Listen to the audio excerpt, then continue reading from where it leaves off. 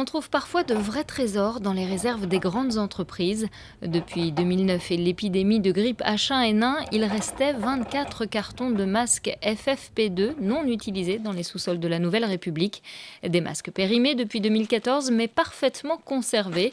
L'entreprise Tourangelle va donc faire don de ces 9600 masques à la préfecture en espérant qu'ils seront utiles au personnel médical. Ces masques sont périmés, oui, effectivement, mais il s'agit de masques papier. Donc le papier étant relativement inerte, la péremption est plutôt sur les élastiques qui font que le masque est tenu autour de la tête. Ils ont été stockés à l'abri de la lumière, à l'abri de l'humidité. Lorsqu'on ouvre un carton, on s'aperçoit bien que les masques sont en très bon état et que les élastiques sont tout à fait opérationnels. Donc aujourd'hui, ces masques peuvent tout à fait fonctionner et assurer la protection des gens qui les porteront. Oui.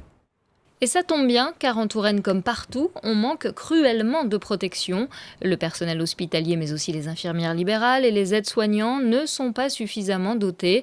La SAD HAD vient d'ailleurs de lancer un appel aux dons pour équiper ces 700 aides à domicile qui se rendent chaque jour chez leurs patients. L'association a besoin de masques, de gants et de gel hydroalcoolique.